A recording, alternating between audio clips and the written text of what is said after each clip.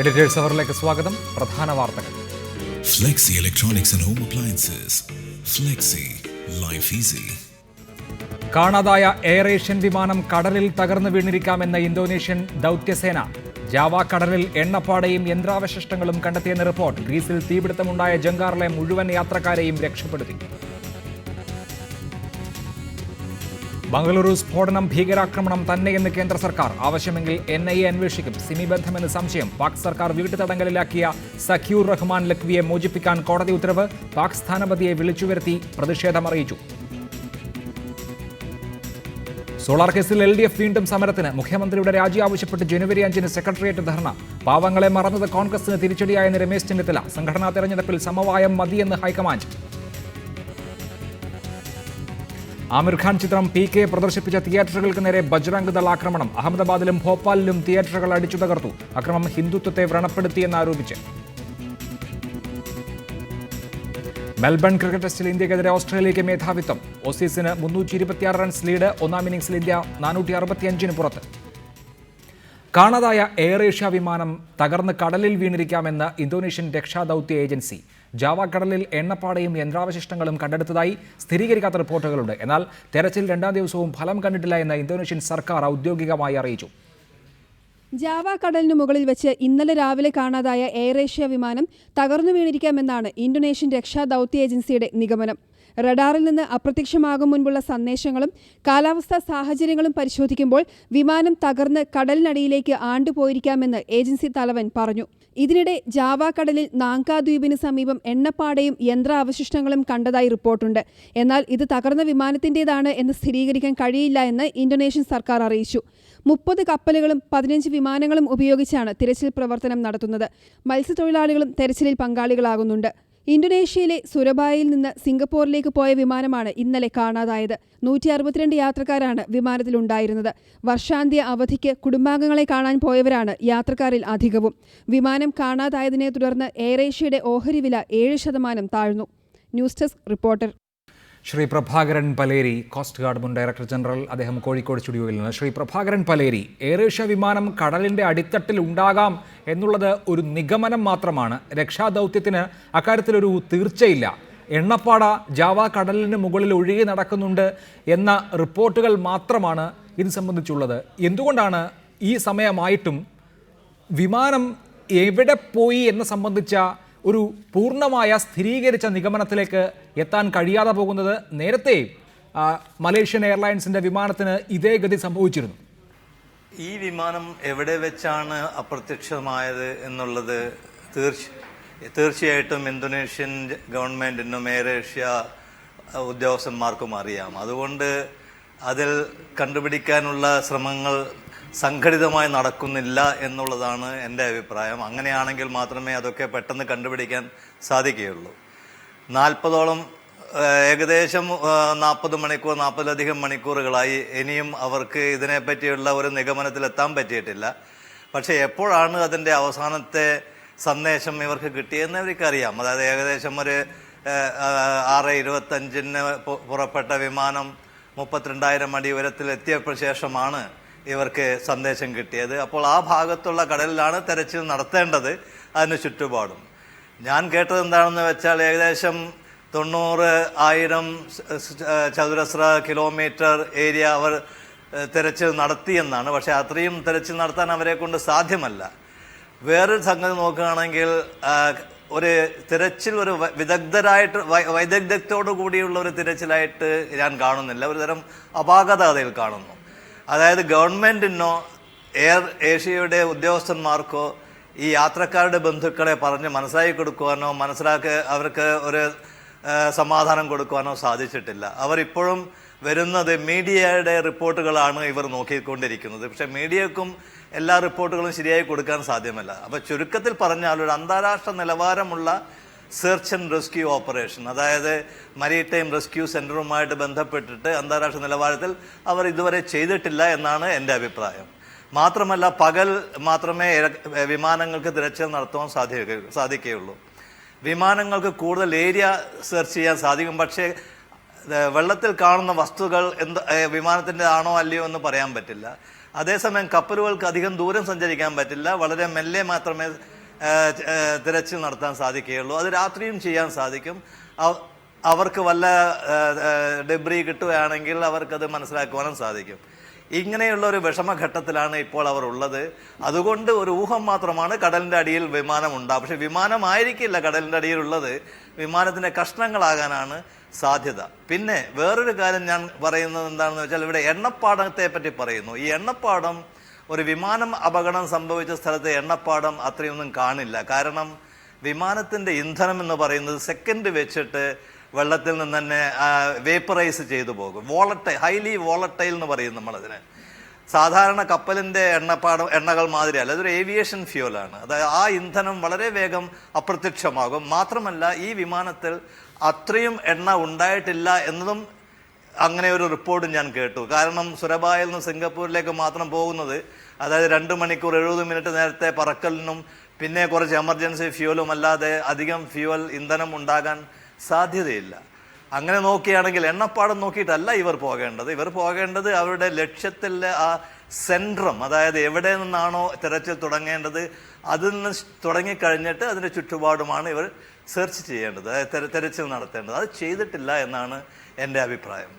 തീർച്ചയായും ശ്രീ പ്രഭാകരൻ പലേരി, മോശം കാലാവസ്ഥയെ തുടർന്ന് ദിശാമാറ്റം സൂചിപ്പിക്കുന്ന നിർദ്ദേശത്തിന് ശേഷം ഏതെങ്കിലും തരത്തിലുള്ള അപായ സന്ദേശങ്ങൾ ഈ വിമാനത്തിൽ നിന്ന് എയർ ട്രാഫിക് കൺട്രോളിൽ ലഭിച്ചിട്ടില്ല. അതാണ് അവിടെ നിന്ന് ലഭിക്കുന്ന ഏറ്റവും ഇതുമായി ബന്ധപ്പെട്ട, ഈ വിമാനവുമായി ബന്ധപ്പെട്ട ഏറ്റവും അവസാനത്തെ വിവരം. അങ്ങനെ നോക്കുമ്പോൾ എന്തു പറ്റി ഈ വിമാനത്തിന് എന്നുള്ളത് ഇനിയും നമുക്ക് കണ്ടെത്തേണ്ട കാര്യമാണ്. സാധാരണഗതിയിൽ മോശം കാലാവസ്ഥയെ തുടർന്ന് ജാവ കടലിൽ തകർന്നു വീണിരിക്കാം വിമാനം എന്ന അനുമാനത്തിലേക്ക് എല്ലാവരും എത്തുമ്പോൾ തന്നെ അതിനും അപ്പുറത്തുള്ള ദുരൂഹത ഒരുപക്ഷെ ഇതിൽ അവശേഷിച്ചിരിക്കാമോ? ഇല്ല, അങ്ങനെയുള്ള ദുരൂഹത ഇതിനില്ല. ഒരു വസ്തു കാണാതായി കഴിഞ്ഞാൽ അത് എങ്ങനെയാണ് പോയെന്ന് അറിയാതിരിക്കുന്നിടത്തോളം കാലം അത് ദുരൂഹതയായിട്ട് കാണും. പക്ഷേ എൻ്റെ അഭിപ്രായത്തിൽ ഈ വിമാനം തകർന്നു വീണതാണ്. അതിനുള്ള കാരണം സന്ദേശം അയക്കാൻ അവർക്ക് സമയം കിട്ടിയിട്ടുണ്ടാവില്ല. അങ്ങനെയുള്ള സംഭവ വികാസങ്ങൾ സാധാരണ ഉണ്ടാകാറുണ്ട്. പ്രത്യേകിച്ചും ഇവർ 32,000 അടി ഉയരത്തിലാണെന്നാണ് ഞാൻ കേട്ടത്. അത് പടിഞ്ഞാറ് ഭാഗത്തേക്ക് പോകുന്ന കപ്പലായതുകൊണ്ട് ഒരു ഇരട്ട സംഖ്യയിലാണത് വരിക. അത് ഒരു പക്ഷേ അത് ശരിയായിരിക്കാം. അങ്ങനെയാണെങ്കിൽ അവരവരുടെ സഞ്ചാരപഥത്തിൽ എത്തിക്കഴിഞ്ഞു.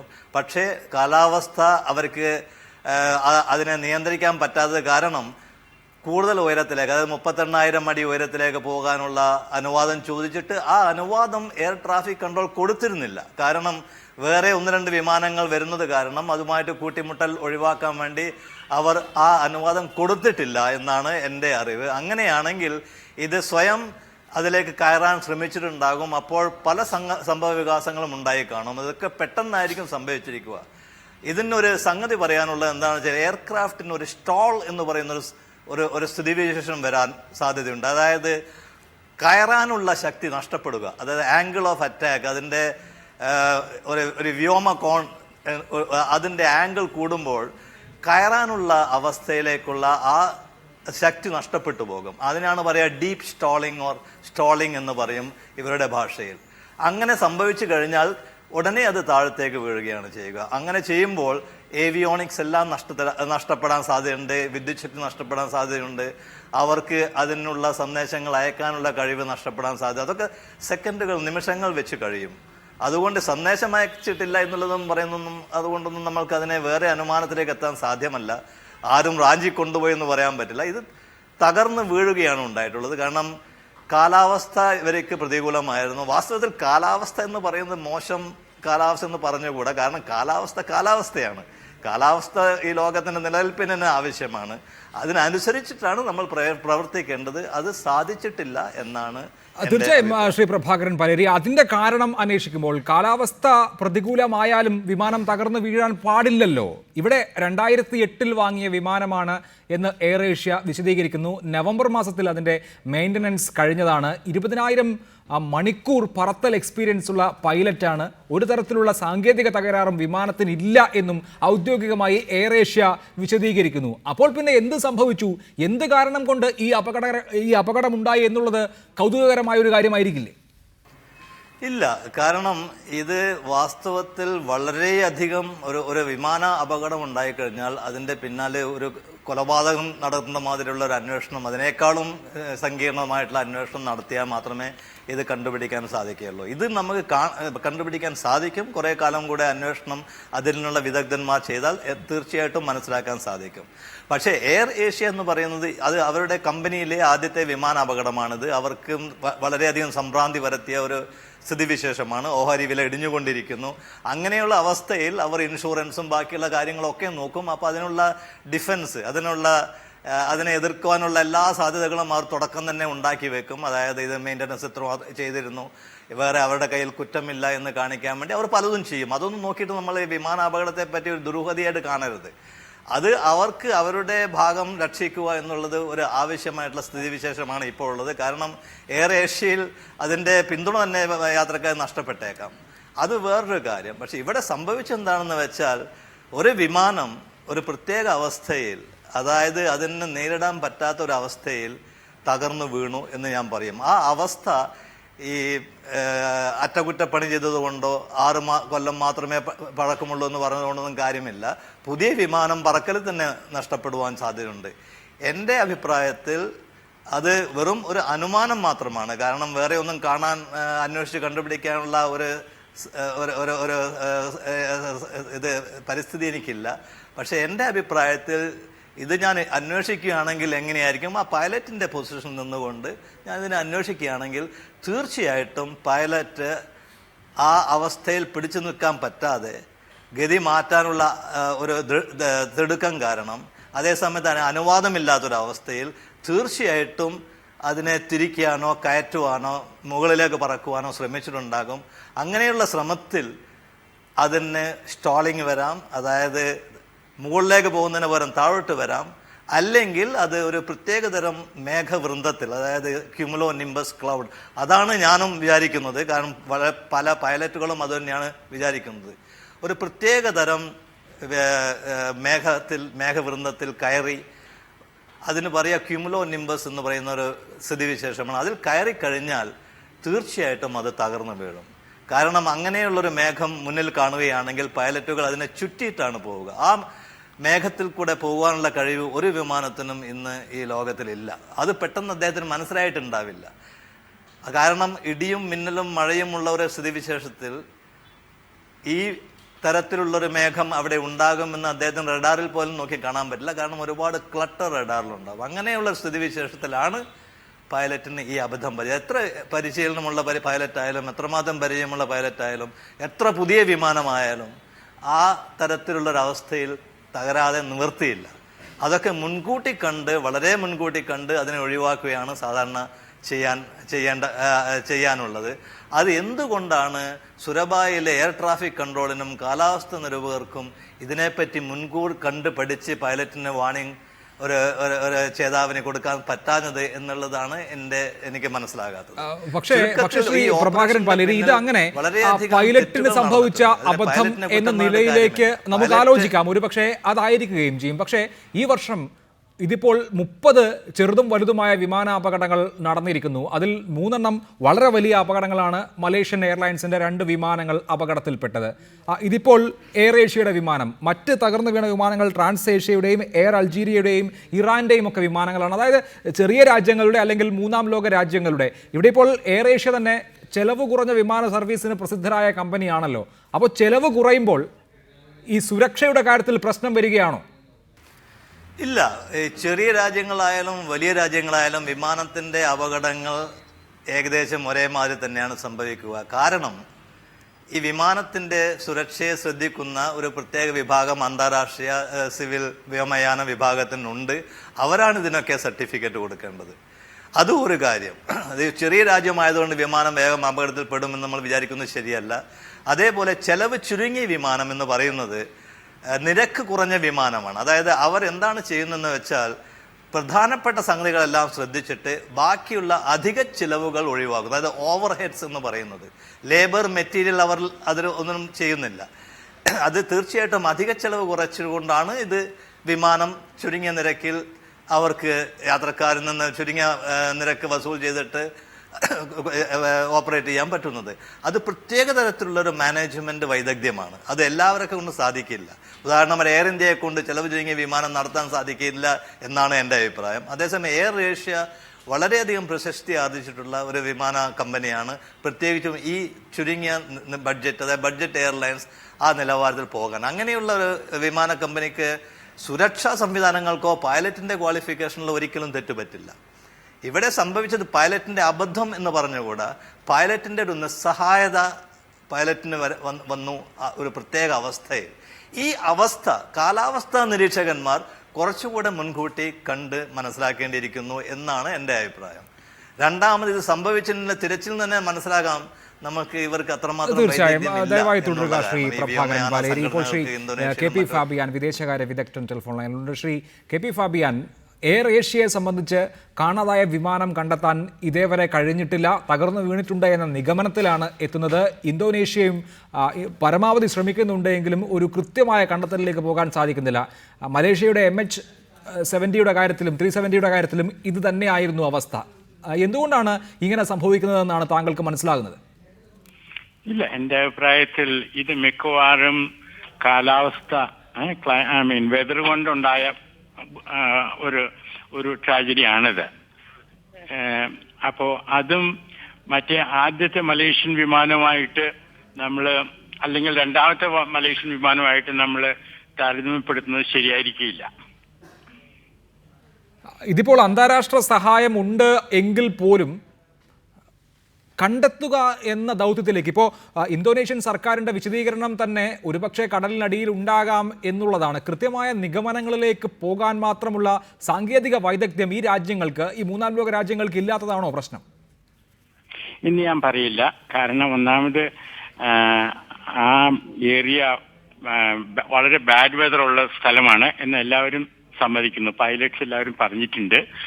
തന്നെയല്ല, പൈലറ്റ് ഒരു സന്ദേശം കൊടുത്തിരുന്നില്ലേ, ലെഫ്റ്റിലേക്ക് മാറിയിട്ട് പിന്നെ മുകളിൽ കയറിയിട്ട് പോകണമെന്ന് ഉള്ള. അപ്പോൾ അതുകൊണ്ട് ഇത് കാലാവസ്ഥയുടെ പ്രശ്നമാണിത്. മറ്റ് പ്രശ്നങ്ങളൊന്നും ആയിട്ട് തോന്നുന്നില്ല. പക്ഷേ ഇത് ശരിക്കും അന്വേഷിച്ച് അറിയേണ്ട കാര്യമാണ്. തീർച്ചയായും തുടരുക. ശ്രീ പ്രഭാകരൻ പാലേരി, ഇതിൻ്റെ ലൊക്കേറ്റർ ടെക്നോളജി ഇപ്പോൾ വ്യോമയാന രംഗത്ത് കൂടുതൽ തിരക്ക് വരുന്ന സാഹചര്യത്തിൽ കുറെ കൂടി മെച്ചപ്പെട്ട സാങ്കേതികത, അതായത് ഒരു വിമാനം അതിൻ്റെ റിയൽ ടൈമിൽ എവിടെ എന്നത് സംബന്ധിച്ച കൃത്യമായ വിവരങ്ങൾ ഉപഗ്രഹ സാങ്കേതിക വിദ്യ കൂടി ഉപയോഗിച്ചുകൊണ്ടുള്ള പുതിയ സാങ്കേതിക സംവിധാനങ്ങൾ ഉണ്ടല്ലോ. എന്തുകൊണ്ടാണ് വ്യോമയാന രംഗത്ത് അത് വ്യാപകമായി ഉപയോഗിക്കാത്തത്? അങ്ങനെയാണെങ്കിൽ ഇത്രമാത്രം ആശയക്കുഴപ്പത്തിൻ്റെ കാര്യമില്ലല്ലോ. തീർച്ചയായും. ഇപ്പോൾ ഞാൻ വാസ്തവത്തിൽ വേറൊരു രാജ്യത്തെ കുറ്റം പറയുന്നത് ശരിയല്ല. പക്ഷേ ഇന്തോനേഷ്യക്കോ മലേഷ്യക്കോ ഇത്രയും വലിയൊരു സംഗതി സ്വന്തമായി ചെയ്യുവാനുള്ള സാങ്കേതിക വൈദഗ്ധ്യം മാത്രമല്ല, അവരുടെ ഗവൺമെൻറ്റിന് തന്നെ അതിനുള്ള ആ ശക്തി ഉണ്ടെന്ന് എനിക്ക് തോന്നുന്നില്ല. കാരണം ഇന്തോനേഷ്യക്ക് കടലിൽ തെരച്ചിൽ നടത്തുവാനോ മലേഷ്യക്ക് കടലിൽ തെരച്ചിൽ നടത്തുവാനുള്ള സംഗതികൾ, അവരുടെ ഉപകരണങ്ങളൊന്നും അവരുടെ കയ്യിലില്ല. മാത്രമല്ല അതിനുള്ള ട്രെയിനിങ്ങും ഉണ്ടാവില്ല.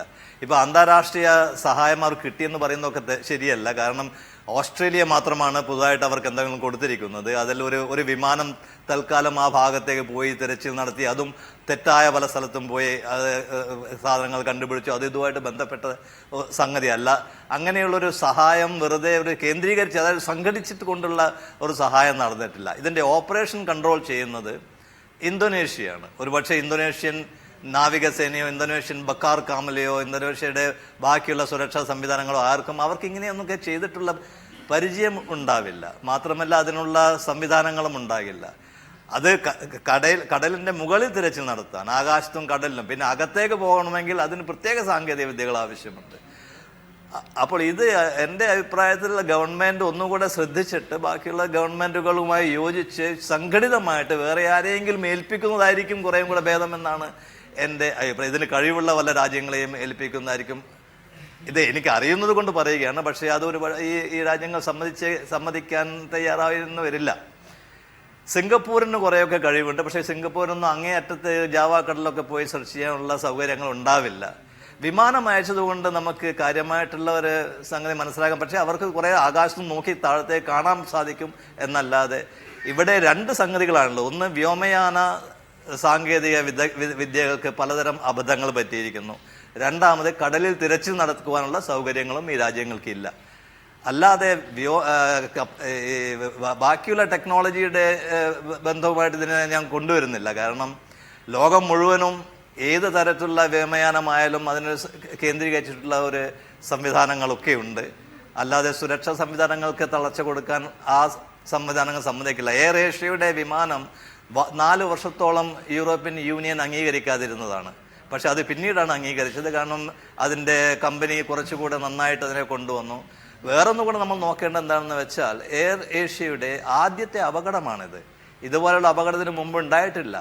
അതൊരു പക്ഷേ അവരുടെ ആ കോംപ്ലാസൻസി, അതായത് അവർ എവിടെയോ എന്തോ തെറ്റുപറ്റിയെന്ന് അവർക്ക്. പക്ഷേ എയർ ഏഷ്യയെ ഞാൻ കുറ്റം പറയില്ല. ഞാൻ കുറ്റം പറയുന്നത്, അഥവാ പറഞ്ഞാൽ തന്നെ സംഘടിതമായിട്ട് കേന്ദ്രീകരിച്ചുകൊണ്ടുള്ള പ്രൊഫഷണലായിട്ടുള്ള തിരച്ചിൽ നടത്തുവാനോ അതേസമയം കാലാവസ്ഥ മുന്നറിയിപ്പ് പൈലറ്റുകൾക്കും വൈമാനികനും കൊടുക്കാൻ വിമാനത്താവളങ്ങൾക്കോ എയർപോർട്ട് അതോറിറ്റീസിനോ കഴിഞ്ഞില്ല എന്നുള്ളതാണ് ഞാൻ തീർച്ചയായും ശ്രീ പ്രഭാകരൻ പാലേരി, താങ്കൾ തന്നെ സൂചിപ്പിച്ചതുപോലെ യൂറോപ്യൻ യൂണിയൻ 4 വർഷത്തോളം എയർ ഏഷ്യയെ തടഞ്ഞിരുന്നു, അല്ലെങ്കിൽ എയർ ഏഷ്യയെ ഓപ്പറേഷൻസ് നടത്താൻ അനുവദിച്ചിരുന്നില്ല എന്ന് പറയുമ്പോൾ തന്നെ അവരുടെ സുരക്ഷാ ഭീതി വ്യക്തമാണല്ലോ.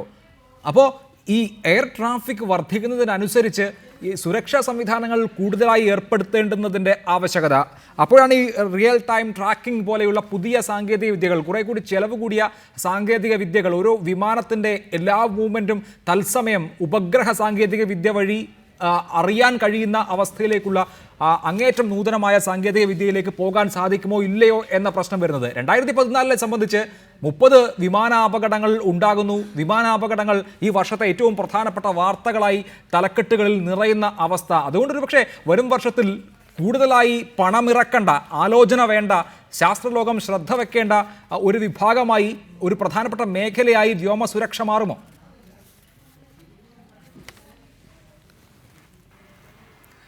ഇല്ല. ഒരു കാര്യമായിട്ട് പറയുകയാണെങ്കിൽ അന്താരാഷ്ട്ര വ്യോമയാന കേന്ദ്രങ്ങൾ ഈ സുരക്ഷാ സംവിധാനത്തെയും സാങ്കേതിക വിദ്യയെയും, ഞാൻ പലരോടും പറഞ്ഞ ഒരു സംഗതിയാണ് മാൻ മെഷീൻ റിലേഷൻഷിപ്പ്, അതായത് പൈലറ്റും യന്ത്ര സംവിധാനങ്ങളും തമ്മിലുള്ള ആ ബന്ധം, അതൊക്കെ ഒന്നുകൂടെ ശ്രദ്ധിക്കേണ്ട ഒരു അവസ്ഥയിലേക്കാണ് അന്താരാഷ്ട്ര വ്യോമയാന കേന്ദ്രങ്ങൾ പോകേണ്ടത് എന്ന് ഞാൻ പറയും. അതേസമയം എത്ര വലിയ സാങ്കേതിക വിദ്യ ഉണ്ടായാലും ഈ ഇപ്പോൾ സംഭവിച്ചിരിക്കുന്ന മാതിരി അപകടമാണെങ്കിൽ ഇതുപോലെയുള്ളൊരു കാലാവസ്ഥയെ ജയിച്ച് മുന്നോട്ട് പോകുവാനുള്ള സാങ്കേതിക വിദ്യ ഒരിക്കലും നമ്മൾക്ക് ഡെവലപ്പ് ചെയ്തെടുക്കാൻ സാധ്യമല്ല. അത് തീർച്ചയായിട്ടും പറയും. അവിടെയാണ് നമ്മുടെ ബാക്കിയുള്ള ടെക്നോളജി, അതായത് വെതർ ഫോർകാസ്റ്റിംഗ് ടെക്നോളജി, അതായത് ഒരു അപകടത്തെ ഒഴിവാക്കണം, ആ ഒഴിവാക്കാനുള്ള കഴിവാണ് നമ്മൾ ഉണ്ടാക്കിയെടുക്കേണ്ടത്. അല്ലാതെ അതിനുള്ളിൽ കൂടെ, അതിനുള്ളിൽ കൂടെ പോകുവാനുള്ള കഴിവല്ല. അപ്പോൾ ഇവിടെ വന്നിട്ടുള്ളത് ഒരു ഭീകരമായ ഒരു കാലാവസ്ഥ. ആ കാലാവസ്ഥ ഒരു വ്യോമസഞ്ചാരത്തിന് ഉപയോഗമല്ല. അതിനെ ഒഴിവാക്കിയിട്ട് നമ്മൾ പോകണം, നേരിടാനല്ല നമ്മൾ പോകേണ്ടത്. അങ്ങനെയുള്ള അവസ്ഥയിൽ അദ്ദേഹം അറിയാതെ അതിനെ നേരിടേണ്ടി വന്നു. അവിടെ എത്ര വലിയ ടെക്നോളജി ഉണ്ടെങ്കിലും ഈ വിമാനം തകരാതിരിക്കില്ല. അതുപോലെയുള്ളൊരു മേഘത്തിലേക്കാണ് അദ്ദേഹം കടന്നതെങ്കിൽ. റൈറ്റ്, വളരെ നന്ദി ശ്രീ പ്രഭാകരൻ പാലേരി. ശ്രീ KP ഫാബിയാൻ സംസാരിച്ചതിന്. എന്തായാലും കാണാതായ എയർ ഏഷ്യ വിമാനത്തിന് വേണ്ടിയുള്ള തെരച്ചിൽ അവസാനിപ്പിച്ചിട്ടില്ല. വിമാനം ജാവ കടലിൽ തകർന്നു വീണു എന്ന് ഏറെക്കുറെ സ്ഥിരീകരിക്കാം എങ്കിലും അതിൻ്റെ അവശിഷ്ടങ്ങളൊന്നും ലഭിച്ചിട്ടില്ല. കടലിൻ്റെ അടിത്തട്ടിലായിരിക്കാം വിമാനാവശിഷ്ടങ്ങൾ എന്ന പ്രതികരണമാണ് രക്ഷാദൗത്യം നടത്തുന്ന ഇന്തോനേഷ്യയിലെ രക്ഷാദൗത്യ ഏജൻസിയുടെ തലവൻ അറിയിച്ചത്. കൃത്യമായ തെളിവുകൾ ബാക്കി വയ്ക്കാതെ ഒരു വിമാനം കൂടി അപ്രത്യക്ഷമാവുകയാണോ, ആ ദുരൂഹത ബാക്കിയാകുകയാണോ എന്ന് വരും ദിവസങ്ങളിൽ അറിയാൻ സാധിക്കും. അതേസമയം രക്ഷാപ്രവർത്തകർക്ക് വിമാനാവശിഷ്ടങ്ങൾ ലഭിച്ചാൽ ഇത് സംബന്ധിച്ച കുറെ കൂടി കൃത്യമായ നിഗമനങ്ങളിലെത്താനും സാധിക്കും.